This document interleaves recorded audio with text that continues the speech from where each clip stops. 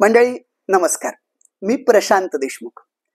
आज आपण शिवाजी महाराजांविषयीच्या अफवांविषयी बोलणार आहोत. तुम्ही कदाचित असं म्हणाल की शिवाजी महाराजांविषयी अफवा म्हणजे काय? पण तुम्हाला हे माहितीये का? मोगलांच्या सैनिकांमध्ये शिवाजी महाराजांविषयी एक वेगळ्या पद्धतीच्या अफवा होत्या. तुम्ही म्हणाल कोणत्या? म्हणजे साधारण कोणत्या पद्धतीच्या माहितीये का? की शिवाजी महाराजांना भूत पिशाच प्रसन्न आहे का, अशा पद्धतीच्या. आणि आता मी थोडक्यात तुम्हाला सांगतो काय. माझ्या अभ्यासानुसार या अफवांना जी सुरुवात झालीये ना, ती शाहिस्त खानावर जो पुण्याच्या लाल महालामध्ये जो अचानक छापा टाकलाय त्याच्यानंतर. का? त्याचं कारणही तुम्हाला कळेल. थोडस तुम्ही इतिहास आठवून बघा. शास्ता खानाला असं स्वप्नात तरी वाटलं असेल का हो, की आपली लाखाची फौज आहे आणि या लाखाच्या फौजेमध्ये शिवाजी राजे काही मोजक्या मावळ्यांनिशी आपल्या अगदी शय्यागृहापर्यंत येतील किंवा आपल्यावर अचानक अशा पद्धतीचा हल्ला करतील, हे त्याला स्वप्नातही वाटलं नसेल. पण राजांचं व्यक्तिमत्वच इतकं होतं आणि त्यांचा पराक्रम, त्यांचं धाडसच असं असायचं की शत्रूच्या स्वप्नात जे कधीही येणार नाही ते राजे नियोजनपूर्वक सत्यात उतरवत होते. आणि मंडळी तुम्हाला सांगतो, तो सर्जिकल स्ट्राईक काही मिनिटांचा, काही तासाचा इतका गतिमान आणि चपळ होता ना, की त्यानंतर जो गोंधळ झालाय, सरदार दरकदार जमलेत शास्ता खानाच्या तिथे आणि शास्ता खानाची बोटं तुटली आहेत, रक्त वाहतंय, पण कुणाची हिम्मत होईना हो. कसली हिम्मत? की जाऊन वैद्याला बोलवावं. का हिम्मत होईना? तर तो धक्काच इतका आहे की त्या धक्क्यातनं सावरायचं कसं? आजूबाजूला शिवाजी राजा कुठे असला तर, आणि कदाचित जो हकीम येईल तो जर शिवाजी राजा हकीमाच्याच वेशात आला तर काय करायचं, असे संशय निर्माण होत होते. आणि तो शाहिस्त खान ना घाबरला होता, चिडला होता, ज्याला काय म्हणू असा चरफडला होता. आणि तो राग कसा व्यक्त करत होता सांगू का? पहाटे पहाटे त्याला भेटायला महाराजा जसवंत सिंग आलाय आणि शास्ता खान महाराजा जसवंत सिंगाला उपरोधिकपणे बोलतोय, महाराजा जसवंत सिंग, आपण अजून जिवंत आहात. मला असं वाटलं की तुम्हाला आणि तुमच्या सैन्याच्या तुकडीला ठार मारल्यानंतरच शिवाजी राजा माझ्या शय्यागृहात पोहोचलाय. मी जेव्हा शिवाजी राजाला बघितलं तेव्हा मला असं वाटलं की महाराजा जसवंत सिंग आणि त्याचं सैन्य याला मारूनच शिवाजी राजा इथं आला असेल. म्हणजे शाहिस्त खानाला जसवंत सिंगाला असं सांगायचंय की तू जिवंत असताना, तुझं सैन्य जिवंत असताना तुझ्या समोरून शिवाजी राजा इथं येऊच कसा शकतो? आणि शाहिस्त खानाला अचंबा कसला आहे माहितीये का? कारण तो विचार करतोय, लाखाची फौज आहे, म्हणजे अफजल खान जी फौज घेऊन आला होता त्याच्या 5 पट फौज पुण्यात आहे. आणि या फौजेच्या आतमध्ये शिवाजी राजा काही मोजक्या सैन्यानिशी शिरतोच कसा? बरं, शिरला तर शिरला. शिवाजी राजा जेव्हा आतमध्ये शिरतोय तर शाहिस्त खानाच्या लाल महाला भोवती कडव्या सैनिकांचा, शस्त्रधारी सैनिकांचा जागता पहारा आहे. बरं, त्या पहाऱ्यातून पण तो आतमध्ये कसा शिरलाय? बरं, तिथूनही शिरला तर लाल महालाच्या भिंती आहेत, दरवाजे आहेत, त्यांना भेदून तो थेट शाहिस्त खानाच्या शय्यागृहापर्यंत जातोय आणि तोपर्यंत कुणालाच काही कळत नाही. बरं, कदाचित आपण म्हटलं ठीक आहे तो आला, पण नंतर गडबड उडाल्यानंतर सुद्धा तो लाल महालातून बाहेर पडलाय. त्या कड्या असलेल्या सभोवतालच्या कडव्या शस्त्रसज्ज सैनिकांना चुकवून बाहेर पडलाय, लाखाच्या फौजेला चुकून बाहेर पडलाय. आणि तरी शाहिस्त खानाच्या सैन्याला कळेना की शिवाजी राजाचं सैन्य गेलं कुठं. बरं, त्याला शिवाजी राजाचं सैन्य कुठे गेलं असावं याची शोधाशोध करताना शाहिस्त खानाच्या सैन्याला लांब दूरवर कुठेतरी कात्रजच्या घाटात सैन्य चाललंय अशी चुणूक लागते किंवा असं काहीतरी कळतं. त्या दिशेनं शाहिस्त खानाचा सैन्याचा प्रवास सुरू होतो आणि तिथं प्रत्यक्षात गेल्यावर त्यांना काय दिसतं? जंगलामध्ये, कात्रजच्या जंगलामध्ये बैलांच्या शिंगांना पलोते बांधलेत आणि सैन्य नाही, हे बैलच आहेत.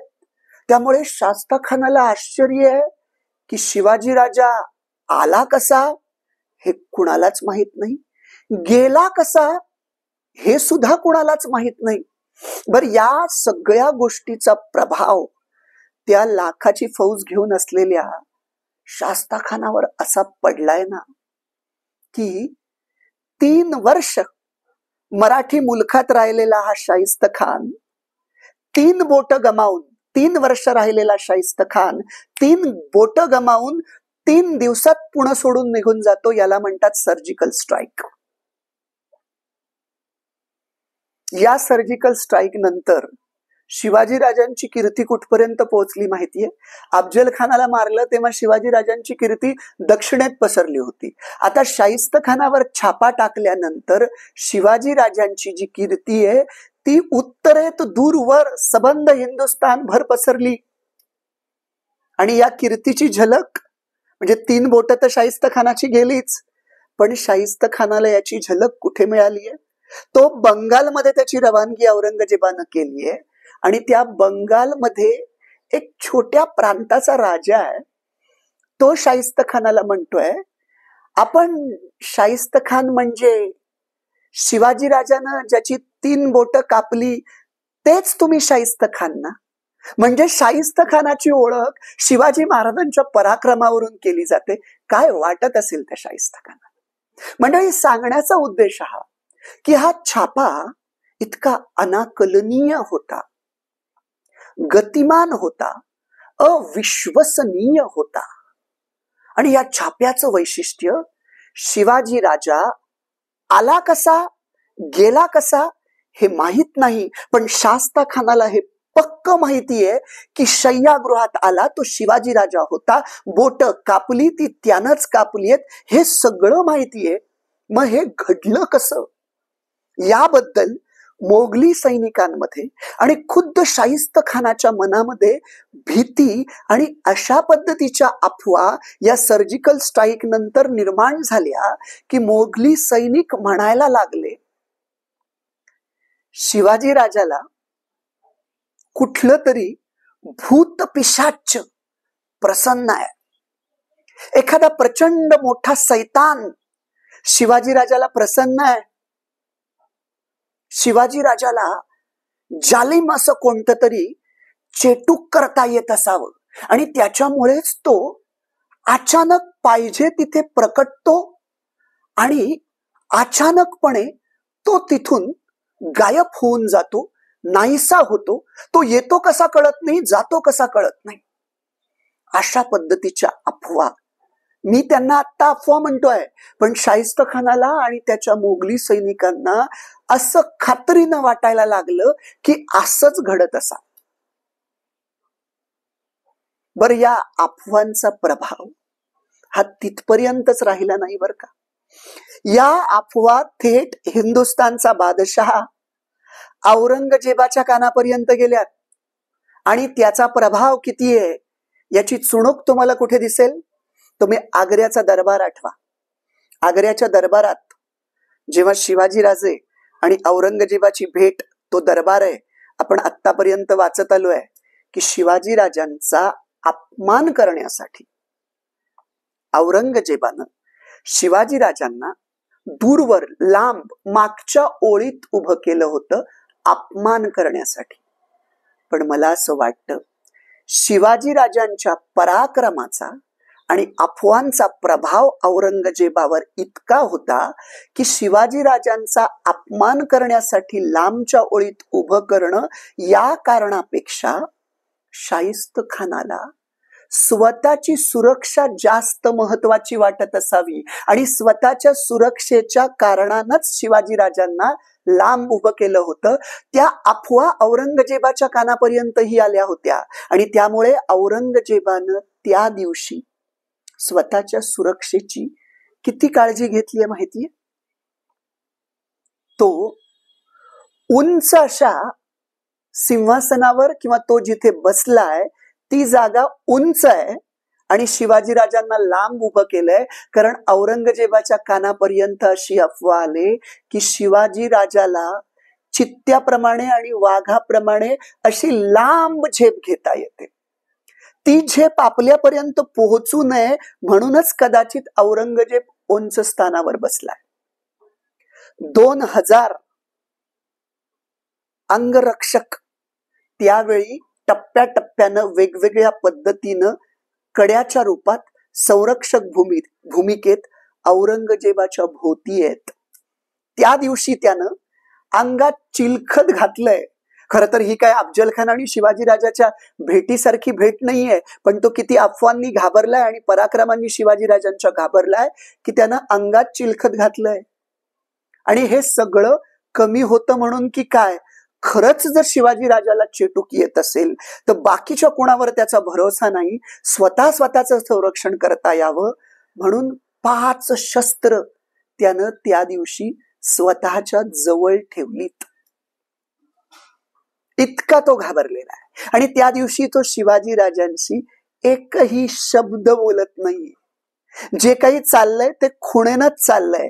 खुणेनच राजांना मागच्या ओळीत उभं करायला सांगितलं. बरं, तुम्ही म्हणाल हे इथपर्यंतच थांबत नाही. या अफवा कागदोपत्री पत्रात सुद्धा उमटल्यात. शिवाजी राजांच्या दरबारातला म्हणजे औरंगजेबाच्या दरबारातला तो सगळा प्रसंग घडतो. शिवाजीराजे चिडतात. त्यानंतर शिवाजीराजांना याची जाणीव होते की आपण औरंगजेबाच्या मुलखात आहोत. औरंगजेबाची परवानगी नसेल तर आपण आता महाराष्ट्रात पोहोचू शकत नाही. मग त्यांनी राजकारणाला सुरुवात केली आहे. औरंगजेबाला पत्र पाठवायला सुरुवात केलेली आहे. आणि असंच एक पत्र औरंगजेबाला शिवाजीराजांनी पाठवलंय. कोणतं पत्र आहे की मला घुसलखान्यामध्ये तुमची एकांती भेट हवी आहे आणि मग त्या एकांती भेटीत आपल्याला मोकळेपणानं बोलता येईल.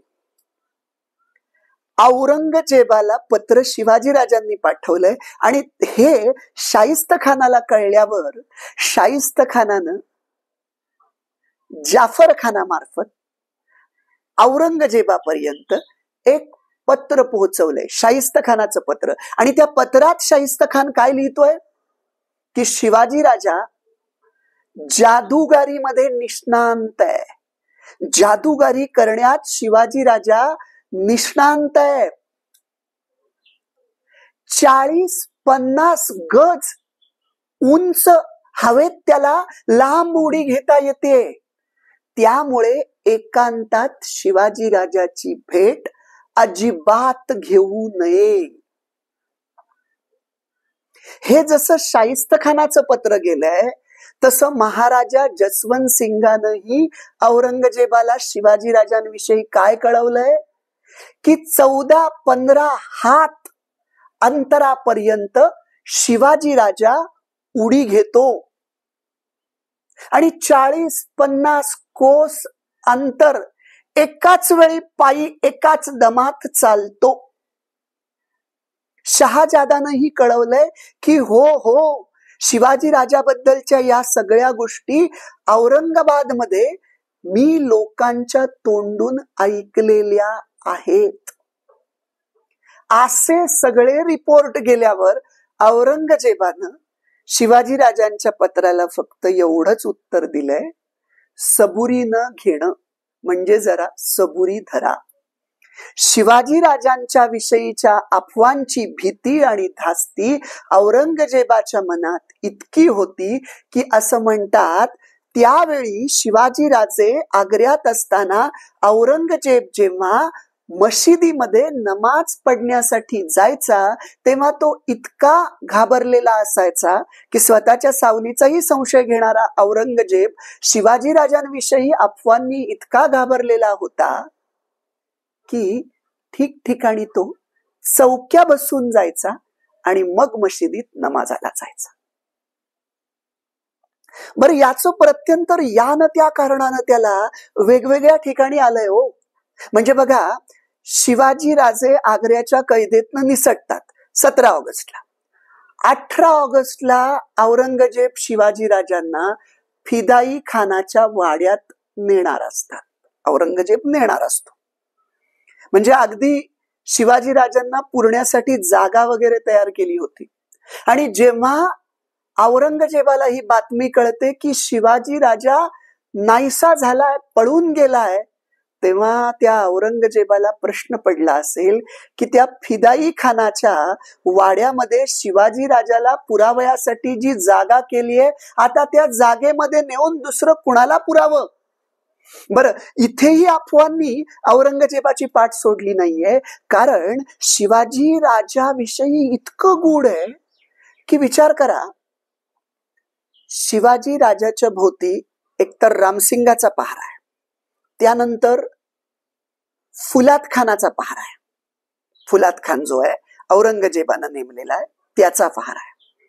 त्याच्यानंतर औरंगजेबाचा यांच्यावरही विश्वास नाही म्हणून स्वतःच्या माणसांचाही पहारा आहे. आणि असं असताना शिवाजी राजा गायब झालाय. बरं, जो मुख्य पहाऱ्यावर फुलाद खान आहे त्यानं येऊन औरंगजेबाला सांगितलंय. आणि सांगताना कसं सांगितलंय माहितीये? सांगताना सांगितलंय काय बघा. फुलाद खान औरंगजेबाला सांगतोय, हुजूर, माझी अजिबात चूक नाही. राजा कोठडीत होता, वरचेवर जाऊन पाहत असता अचानक एकाएकी गायब झाला, पळून गेला, जमिनीत घुसला की आसमानात गेला हे न कळे. अहो, आम्ही जवळच होतो, देखता देखता नाहीसा झाला, काय हुन्नर झाला हे न कळे. बर, औरंगजेबापर्यंत खबरा मिळाल्यात. आदल्या रात्रीही शिवाजी राजाला बघितलंय. इतकंच कशाला, सकाळी सकाळी सुद्धा शिवाजी राजाला सुकामेवा खाताना पाहिलंय. मग तो आदल्या दिवशी गायब झाला तो कोण? हे सगळंच असं गूढ आहे. त्यामुळे औरंगजेबाला वाटायला लागलंय की ज्या आतापर्यंत कदाचित तो त्याच्या कानापर्यंत आलेल्या अफवांवर, म्हणजे भूतकेत, सैतान प्रसन्न असणं, चेटूक येणं, या सगळ्या गोष्टींवर कदाचित त्याच्या मनात येत असेल. पण आता तर त्याची खात्री पटायला लागली असावी. कारण ही बातमी समजल्यानंतर साहजिकच पहिली प्रतिक्रिया काय? चिडून पहिल्यांदा शिवाजी राजांच्या मागावर माणसं लावणं. औरंगजेबानं पहिलं काय केलंय ही बातमी कळल्यानंतर? स्वतःच्या महाला भोवतीचे पहारे कडक केलेत.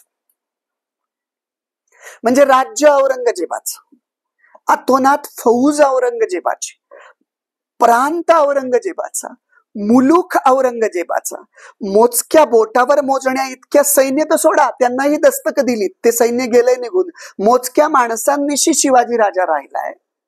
आणि तरीही औरंगजेब घाबरतोय, कारण त्याला त्या राजांचा पराक्रम आणि राजांविषयीच्या अफवा असं सांगतायत की शास्ता खानाच्या डेऱ्यामध्ये शिवाजी राजा अचानक प्रकटला आणि अचानक गायब झाला. तसं आपल्याकडे झाला तर काय करावं? बरं, त्यानंतर शिवाजी राजांच्या मागावर जी माणसं सोडलेली आहेत ना, ती माणसं पण म्हणजे इतक्या गूढ अशा गोष्टी त्यांच्या ताब्यात येत आहेत. शिवाजी राजांविषयी औरंगजेबाला काय वाटलं? जाऊन जाऊन शिवाजी राजा जाईल कुठे? मोगली मुलूक आहे, माझी सक्षम गुप्तचर यंत्रणा आहे, इतकं सैन्य आहे, आपण शिवाजी राजाचा शोध लगेच घेऊ शकू. पण बातम्या काय येतात? तो नरवर घाटीचा इबादुल्ला खान औरंगजेबाला काय कळवतोय? नमाजाच्या वेळी शिवाजी राजा 5 माणसांच्या सहित इथं आलाय आणि अमीन खानाची दस्तकं आम्हाला दाखवलीत. पहिल्यांदा तो आम्ही शिवाजी राजाची माणसं आहोत असं त्यानं सांगितलंय आणि नंतर मग तो म्हणालाय आम्हीच शिवाजी आहोत. आणि मग ती दस्तकं बघून आम्ही त्याला सोडलाय. औरंगजेब तर चिडून म्हणतो हा इबादुल्ला खान मूर्ख आहे. आता औरंगजेबाला वाटतं की या दिशेनं शिवाजीराजे गेलेत, त्या दिशेनं शोध सुरू झालाय. परत काही वेळानं बातमी येते चंबळची नदी शिवाजीराजांना आणि त्याच्या माणसांना ओलांडून देणारा नावाडी सांगतोय की मी स्वतः शिवाजीराजांना ती नदी ओलांडून दिलीये. पुन्हा तिथून शोध सुरू होतो. कोणी म्हणताय मथुरेत गेलंय, कोणी म्हणताय या गावात सापडले, कोण पूर्वेला, कोण पश्चिमेला, कोण दक्षिणेला, कोण उत्तरेला शिवाजी राजा कुठून कुठून गेलाय याच्या वेगवेगळ्या बातम्या येत आहेत. त्याच्यानंतर औरंगजेबाला कळलंय आपला शत्रू तेज आहे, चलाक आहे. शत्रू जाताना, निघून जाताना तो सगळ्या चोह बाजूनं अफवा पसरून गेलाय. पंछी तर उडून गेलाय. आता शोध अशक्य आहे. म्हणजे सुटून जातानाही राजे जागोजागी अफवा पेरून गेलेत. बरं मंडळी, तुम्ही म्हणाल या अशा पद्धतीच्या असणाऱ्या भूत, केत, सैतान याविषयीच्या अफवा हे मी माझ्या मनाचं नाही सांगत आहे बरं का. त्यावेळी मोगली सैनिकांना आतून खरंच असं वाटत होतं या पद्धतीचे पुरावे कागदपत्रांमध्ये अगदी सभासद बखर आणि इतर बखरींमध्ये याचे उल्लेख आहेत. तो ऑक्झिंडन तर या अफवांविषयीच त्याचं मत मी तुम्हाला सांगतो म्हणजे तुम्हाला विश्वास वाटेल की त्यावेळेस कशा पद्धतीच्या अफवा होत्या. हा ऑक्झिंडन शिवाजी राजांविषयी सांगताना बोलताना असं बोलतोय की हा शिवाजी राजा वजनानं हलका फुलका असावा का, म्हणूनच त्याला हवेमध्ये संचार करता येऊ शकत असावं. म्हणजे त्याला असं वाटतंय की हवेत संचार करता येतोय. पुढे ऑक्झिंडन असं सांगतोय की लोकांमध्ये असा बोलबाला आहे की शिवाजी राजाला पंख असावेत आणि त्याला उडता येत असावं. बरं, लोकांमध्ये बोलबाला आहे एवढं बोलून तो थांबत नाही. पुढे तो असं म्हणतोय की लोकांमध्ये असलेला हा बोलबाला खरा आहे. म्हणजे शिवाजी राजाला पंख आहेत आणि त्याला उडता येतंय हे खरं आहे असं ऑक्झिंडनला वाटतंय. आणि खरं आहे याबद्दल तो पुढे काय सांगतोय, पुढे तो म्हणतोय नाहीतर मग डोळ्याचं पातं लवतं न लवतं तोच एका ठिकाणी असलेला शिवाजी राजा क्षणात दुसऱ्या ठिकाणी जाऊन हल्ला कसा करेल. शिवाजी राजा एका ठिकाणी आहे अशी खात्रीशीर बातमी असते आणि काहीच क्षणात त्यानं दुसऱ्या ठिकाणी हल्ला केलेला असतो. हे कसं शक्य आहे. कमीत कमी वेळामध्ये तो 4-5 ठिकाणी हल्ला करतो आणि लुटालूट करतोय. शिवाजी राजाकडे काहीतरी अद्भुत शक्ती असावी आणि त्या शक्तीच्या जोरावर तो अनेक अचाट आणि अशक्य अशा पद्धतीची हरक्युलसी कोटीतली कामे करत असावा. आणि सर्व थरातल्या लोकांमध्ये शिवाजी राजाविषयी अशा पद्धतीचा बोलबाला आहे असा ऑक्झिंडन म्हणतोय. ऑक्झिंडन असा सहजासहजी कुणाबद्दल बोलणार नाही. बर, डी ग्वार्डा काय म्हणतोय मी ते तुम्हाला सांगतो. म्हणजे त्या काळात शिवाजी राजांविषयी कशा पद्धतीच्या कल्पना भरारी घेत होत्या हे तुम्हाला कळेल. हे फार मजेशीर आहे बर का. डी ग्वार्डा असं म्हणतोय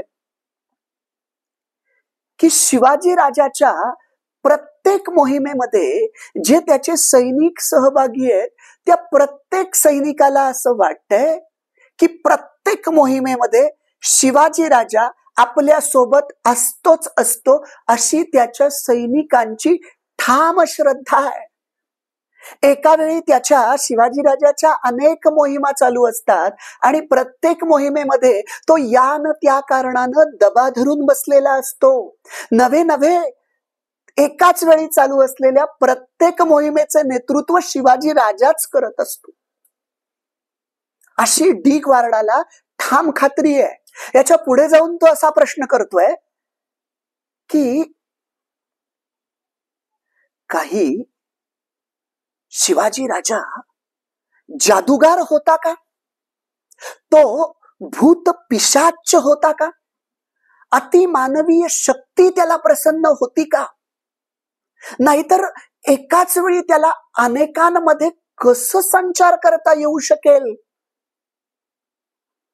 अशा अनेक प्रकारच्या शिवाजी राजाविषयीच्या ज्या भानगडी आहेत, ज्या अफवा आहेत, त्या भानगडींचा, त्या अफवांचा आज तागायत कोणत्याही प्रकारचा उलगडा होऊ शकला नाही. याबद्दल तो डी ग्वार्डा अचंबित आहे. मंडळी, चाणक्यानं असं सांगितलंय की आपण कायम शत्रूच्या गोटामध्ये आपल्याला भूत पिशाच, एखादी वेगळ्या प्रकारची शक्ती प्रसन्न आहे असं राजानं कायम शत्रू गोटामध्ये अफवा पसरवाव्यात, म्हणजे शत्रू दबावात राहतो असं चाणक्य म्हणतोय. आता शिवाजी राजांविषयीच्या या अफवा निर्माण व्हायला त्यांचा अचाट पराक्रम कारणीभूत होता का? निश्चित असेलही. शिवाजी राजांच्या बहिर्जी नायकांच्या पथकाच्या माध्यमातून या अफवांना अजून खतपाणी घातलं गेलंय का? म्हणजे चाणक्य नीती कृतीत आणण्याचा शिवाजी राजांनी तंतोतंत प्रयत्न केलाय का? कदाचित असेलही. पण माझं लक्ष याच्याही पलीकडे तुमचं वेधून घ्यायचं. मला या सगळ्या गोष्टी करत असताना मी शिवाजी महाराजांचे काही महत्वाचे गुण आजच्या व्हिडिओमध्ये तुमच्या समोर ठेवणार आहे. त्यातला पहिला महत्वाचा गुण आहे तो म्हणजे जिद्द. पण जिद्द सगळ्यांमध्ये असते, अनेकांमध्ये असेल, पण शिवाजी राजांची जिद्द कशी होती माहिती? अगदी सर्वस्वाचा होम करून स्वराज्य निर्माण करण्याची प्रचंड जिद्द शिवाजी राजांमध्ये होती. ध्येयनिष्ठा ही अनेकांमध्ये होते, असते, पण शिवाजी महाराजांची ध्येयनिष्ठा कशी होती माहितीये? अगदी दैवाला सुद्धा ढळवता येणार नाही, कोणत्याही प्रसंगामध्ये दैवाला सुद्धा डळमळीत करता येणार नाही, ढळवता येणार नाही, अशा पद्धतीची प्रगाढ ध्येयनिष्ठा शिवाजी राजांमध्ये होती. नाहीतर मला सांगा, आग्र्याच्या कैदेत असताना उरलेले 12 किल्ले दिले नाहीत तर आपला मृत्यू समोर आहे, असं असताना सुद्धा ते 12 किल्ले द्यायचे नाहीत. स्वराज्य संपूर्णपणे औरंगजेबाच्या ताब्यात ठेवायचं नाही का? तर मी पुन्हा माझं स्वराज्य उभं करू शकतो, यावर मृत्यूच्या तोंडी असताना सुद्धा विश्वास असणं, यालाच म्हणतात दैवाला सुद्धा ढळवता येणार नाही अशा पद्धतीची ध्येयनिष्ठा. तिसरा गुण म्हणजे त्या काळात दुर्मिळ वाटावी अशा पद्धतीची निस्सीम देशभक्ती. स्वतःच्या मातीवर, स्वतःच्या भूमीवर, स्वतःच्या माणसांवर निस्सीम असं शिवाजी राजाचं प्रेम. हिकमती डावपेच आणि शिवाजी राजाची मुत्सद्देगिरी. प्रत्येक योजनेचं अगदी बारकाईनं केलेलं पूर्व नियोजन, मायक्रो प्लॅनिंग, प्रत्येक धागा व्यवस्थित जोडणं, त्याला त्याच काम व्यवस्थित पद्धतीनं बारकाईनं नियोजन करून देणं, आणि प्रगाढ अशी न्यायबुद्धी आणि त्याच्या सोबतीला करुणाद्र दयादृष्टी. आणि सगळ्यात महत्वाचं, आक्रमण करताना, हल्ला करताना गतिमानता, चपळाई, म्हणूनच शास्ता खानावर इतक्या गतिमानतेनं वेळ साधेत हल्ला केलाय आणि तो पुरा झाला की इतक्या चपळाईनं ते परत सिंहगडाकडे गेलेत की शास्ता खानाला वाटावं अचानक प्रकटला शिवाजी राजा आणि अचानक गायब झाला. मला असं वाटतं हे जे मी सांगितले शिवाजी राजांचे गुण म्हणजे प्रचंड श्रद्धा, ध्येयनिष्ठा, दैवालाही ढळवता येणार नाही अशी निस्सीम देशभक्ती, मुत्सद्देगिरी, आक्रमणातली चपळता, त्याच जोडीला दयाबुद्धी आणि न्यायबुद्धी आणि नियोजन, या सगळ्या शिवाजी राजांच्या गुणांचा आपण अभ्यास करून ते गुण जर आपण आपल्या अंगी बाणवले तर मला असं वाटतं अचाट पराक्रम आणि धाडस करण्यामध्ये ही दैवी शक्ती सुद्धा आपल्याला मदत करेल आणि मग आपण अशा पद्धतीचा अचाट पराक्रम करून दाखवू की आपल्या शत्रूला आपण केलेले पराक्रम म्हणजे कुणी जादुई पद्धतीनं केलेत अशा पद्धतीच्या अफवा निर्माण होतील. म्हणून मला असं वाटतं या भागामध्ये आपण हे लक्षात घेऊया की शिवाजी राजांविषयीच्या असलेल्या या कथा, या अफवांवर लक्ष केंद्रित करण्यापेक्षा शिवाजी राजांच्या अंगी असलेल्या या गुणांवर आपण आपलं लक्ष केंद्रित करूया आणि त्यांचे हे गुण आपण आपल्या अंगी काही प्रमाणात का होईना आपण आपल्या अंगी रुजवू शकलो तरच आपण शिवाजी राजांचे पाईक व्हायला खऱ्या अर्थानं पात्र आहोत असं म्हणता येईल. आज इथंच थांबूया. शिवाजी राजांचा हा इतिहास आम्ही आपल्या पर्यंत पोहोचवतोय. आपण ऐकताय, आपल्याला आवडतंय, आपली जबाबदारी आहे आणि विनंती आहे आपल्याला की हा इतिहास स्वतः तर ऐकाच, पण मराठी मुलखामध्ये हे जे मोबाईल नावाचं सोशल मीडियाचं यंत्र तुमच्या हातामध्ये आहे, या हातातल्या यंत्रातनं इतर काही गोष्टी पोहोचवण्यापेक्षा आमच्या राजांचा हा जाज्वल्य इतिहास आपल्या मराठी बांधवांपर्यंत आपण जरूर पोहोचवा. चांगल्या गोष्टी पोहोचवण्यासाठी आवर्जून प्रयत्न करावा लागतो. दारूचा अड्डा कुठे आहे हे न सांगताही कळतं. दुधाची डेअरी शोधायला मेहनत घ्यावी लागते. शिवरायांचा इतिहास आपण मेहनतीनं आपल्या लोकांपर्यंत पोहोचवूया. आमचं चॅनल जरूर सबस्क्राईब करा. तुमच्या काही शंका असतील, तुम्हाला अजून शिवाजी राजांविषयी वेगवेगळे कोणते एपिसोड हवे असतील तर ते युट्यूबच्या खाली कमेंटमध्ये आपण जरूर कळवा. आज इथंच थांबूया. आमच्याशी संपर्क साधता यावा यासाठी आमचा मोबाईल नंबर देऊन ठेवतोय 9822 650 280. परत एकदा ऐका, प्रशांत देशमुख 9822 650 280. जय शिवराय. धन्यवाद. आज इथंच थांबूया. परत एकदा धन्यवाद.